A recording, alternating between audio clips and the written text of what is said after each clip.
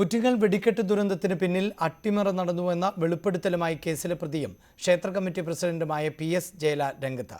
വെടിക്കെട്ട് സ്ഫോടനം നടന്ന ഉടൻ ക്ഷേത്ര കമ്മിറ്റി ഓഫീസിൽ ഒരു സംഘം മാരകായുധങ്ങളുമായി കയറി ഭാരവാഹികളെ ആക്രമിച്ചുവെന്നും ജയലാൽ പറഞ്ഞു. കേസിലെ രണ്ടാം പ്രതിയാണ് ജയലാൽ.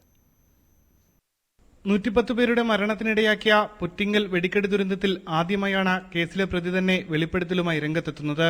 കളക്ടർ വെടിക്കെട്ടിന് അനുമതി നിഷേധിച്ച ശേഷം കമ്പപ്പുര സീൽ ചെയ്യുമെന്ന് ചാത്തന്നൂർ ACP തന്നെ നേരിട്ടെത്തി അറിയിച്ചു. പക്ഷേ അവസാന നിമിഷം അത് നടന്നില്ല.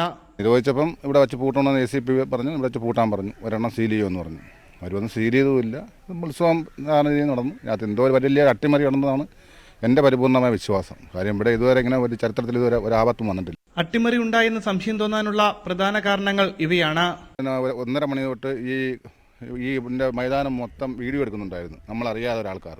അത് കഴിഞ്ഞ് 3:10 ഈ അപകടം നടന്നപ്പോൾ 3:12 കമ്മിറ്റിക്കാരെ അടിക്കാനായിട്ട് വാളും അതുമായിട്ട് ആൾക്കാർ കമ്മിറ്റി ഓഫീസ് അടിച്ചു കയറും. അപ്പോൾ അത്രയും പ്ലാൻ ചെയ്യാതെ ഒരിക്കലും ചെയ്യാൻ പറ്റത്തില്ല. അതുകൊണ്ട് മനഃപൂർവ്വമായിട്ട് ഇത് ആരോ പ്ലാൻ ചെയ്തതെന്നാണ് എൻ്റെ പൂർണ്ണ വിശ്വാസം. അന്വേഷണ സമയത്ത് ഇവയെല്ലാം പറഞ്ഞിരുന്നെങ്കിലും അന്വേഷണം ആ വഴിക്ക് മാത്രം നീണ്ടില്ല. കേസിൽ കമ്മിറ്റി അംഗങ്ങൾ എല്ലാവരും പ്രധാന പ്രതികളാവുകയും ചെയ്തു.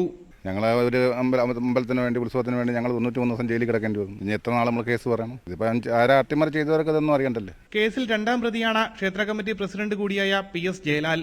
ഉമേഷ് ബാലകൃഷ്ണൻ, News 18 കൊല്ലം.